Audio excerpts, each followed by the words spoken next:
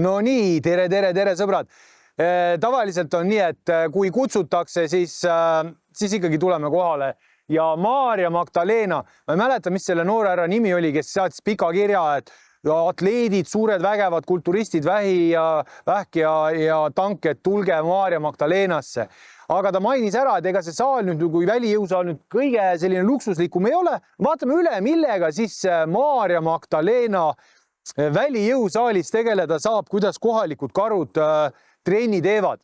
Ja kui sa seda üldpilti vaatad, siis see välijõusaal erineb kõikidest teistest välijõusaalidest, kus me oleme siiani olnud.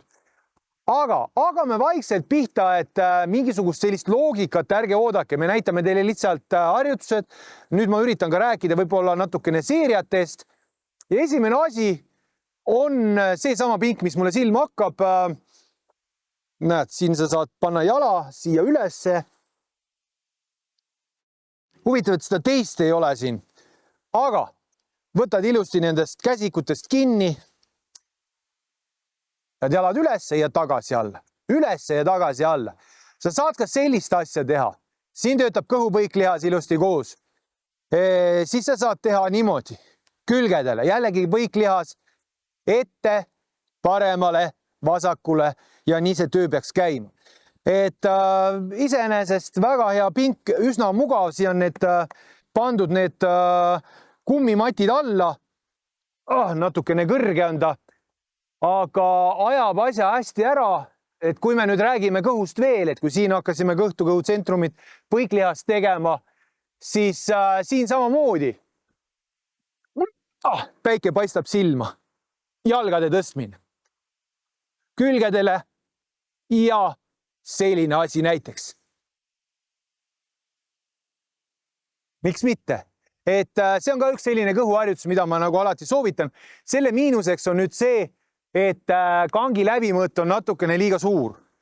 Et päris paljud tööd jäävad poolikuks sellepärast, et kangi läbimõõt on liiga suur ja sõrmed väsivad ennem ära kui muud lihased. Aga selline pink. Võt sellist pinki on väga vähe jäänud. Selle pingi miinuseks on see puitosa, mis ikkagi aja jooksul hakkab oma elu elama. On palke, mis seovad vett, toovad selle vee siia sisse ja on palke, mis jällegi muutuvad hästi kergeks. Ausalt ma ei tea, mis mind nüüd siin ees ootab. Nii, õlasurumine. Õlasurumise jaoks on see täitsa selline hea variant. Kui sul on rohkem jõudu, siis võid ühe käega suruda, võid teise käega suruda. Et selles suhtes väga hea. Mida sa teha ei saa, siin biitsepsid sa ei saa teha, sellepärast, et biitsepsi jaoks jääb see nurk natukene liiga väikseks. Vaatame seda asja. See peaks nüüd olema, jah, see on raskem, üles ja alla ja nüüd, kui ma tegema hakkasin, siis kuskilt sealt puu praagude vahelt ma näen, hakkas seda vett mõnusalt selle palgisest välja voolama. Nii, need on nüüd põhiliselt, mis ma näitasin, on õla surumine. Siin tegelikult väga hea, näete, siin on üks palk. Mitte palk, vaid pakk ja siin on veel üks pakk. Ma võtan selle paku, tõstan siia. Ja minu jaoks nüüd muutus nii palju. No, pakk on enam kindel. Õlatõmbeid saan teha. Küünarnuki tõmban õlaga ühele joonele ja tagasi. Väga hea. Ja nüüd mul tekkis mõte.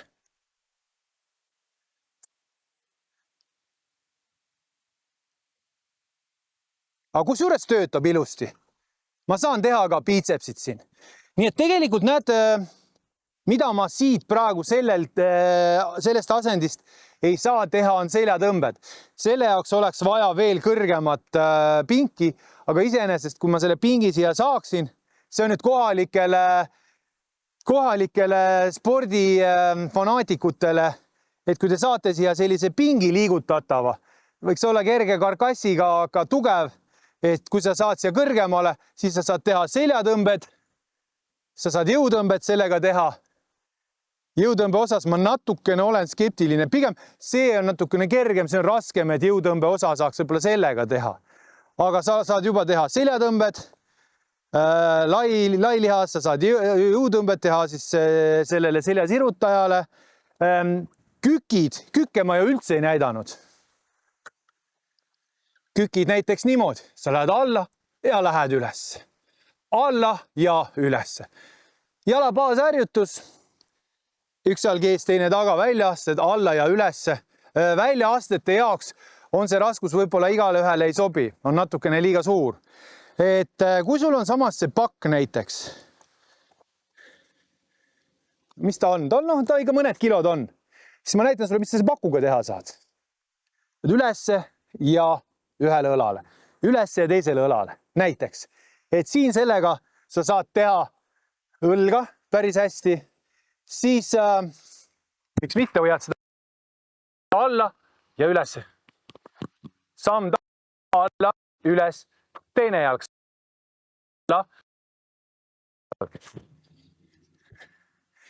Need harjutusi on tegelikult päris palju, mida on võimalik siis sellise paku juurikaga teha.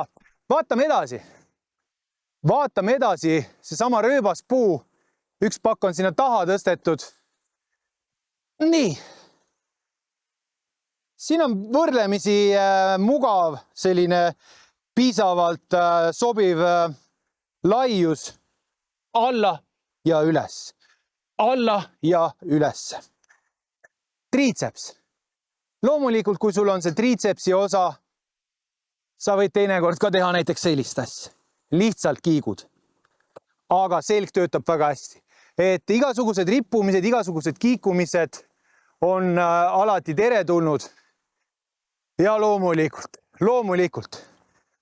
Oled selline põline Maarja Magdalenalane, tuled sealt sellest kogukonna keskusest, oled võib-olla mõne kohaliku bossi peale tige ja siit hakkad kütma, paned peaga ja sa lased looma välja.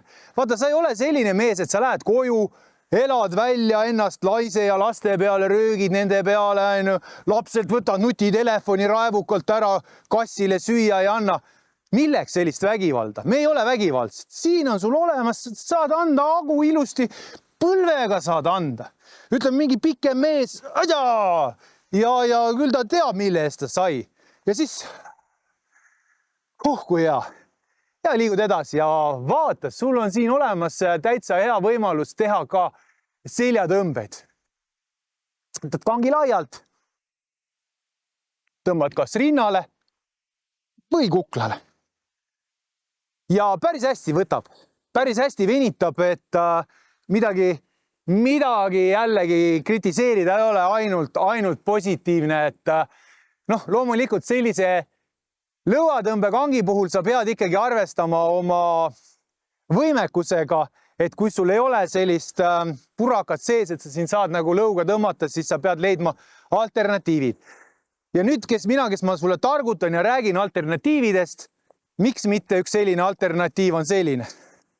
Lähed siia, tõmbad rinnale ja tagasi. Või alt haardes, tõmbad rinnale, tagasi. Rinnale, tagasi. Töötab väga hästi, selg töötab, käed töötavad.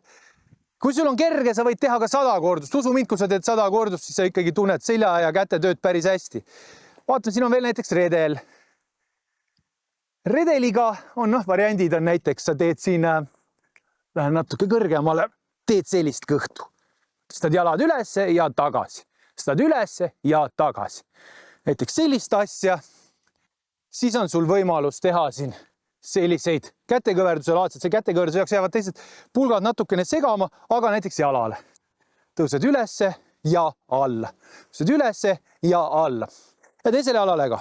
Ja samal ajal, kui sa teed jalga, siis sa mõtled, et kõik need tarkused, mis ma sain praegu Visade vendade lehelt sealt video pealt, see on kuldne informatsioon, kuidas ma enne selle peale ise ei tulnud. Tank näitas näpuga selle peale ka, et seda me tegelikult millegi pärast jätsime vahele. See on ka kõht. On niipidi näiteks, ma panen käed siia ja tõstan jalad üles ja tagasi. Eriti äge on, kui ma teen mingit sellist asja. Näiteks sa võid ka varbad siia taha panna ja siin ülakeha tõsteid teha. Iseasi, kui kaua sa siin nagu vastu pead, see läheb suhteliselt ebamugavaks. Paku suruda, jah, selles suhtes iseenesest on tangil õigus, et sa hoiad paku käes, surud üles ja alla. Et töötab rinna ülaosa.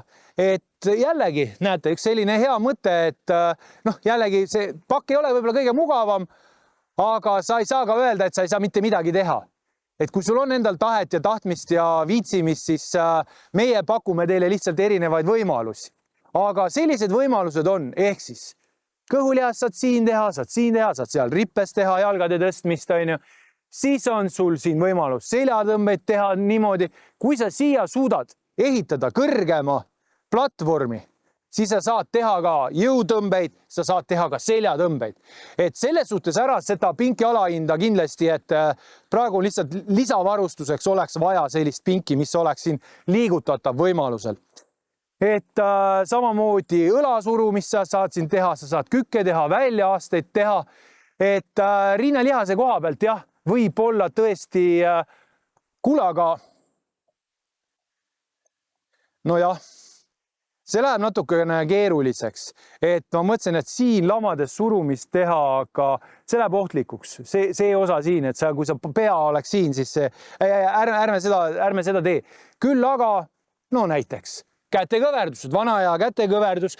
Sa võtad jälle selle sama pakku. Paned jalad siia paku peale, alla ja ülesse. Küünanukid on laialt, töötad rinnaga rohkem, panen ta veel natuke kaugemale. Ja kitsalt alla ja ülesse, siin töötab triitseps, käe tagaosa kolmpealihas. Seistes sa saad veel teha ka kangiga, kui on siin jälle kõrgem alus. Nii et tegelikult, vaatame üle. Selg, lai lihas, selja alaosa, siis kätekõverdused rinnale, kitsad kätekõverdused triitsepsile, rööbaspuu triitsepsile, siis õlatõmbed, õlasurumine, kükid jalgadele, säärele, ütleme, et tõused üles reie tagaosa, tuharosa, sa võid küll küki säärele teha. Aga sõbrad, tõmbame siin praegu otsad kokku, väga selline jällegi värskendav kogemus. Ausalt, ma ei teadnud, et koolimaja siin on, et lasteaed siin on ja välijõusaalist ma ka ei teadnud. Me seal tiirutasime alguses selles Maarja Magdalena tsentrumis, ma mõtlesin, mine sa tea, äkki on seal vana kiriku ukse ees kohe. Aga visad vennad, laigi, kommenteeri, rõõmusta koos meiega ja juba järgmistes videodes juba järgmised kohad. Olge tublid!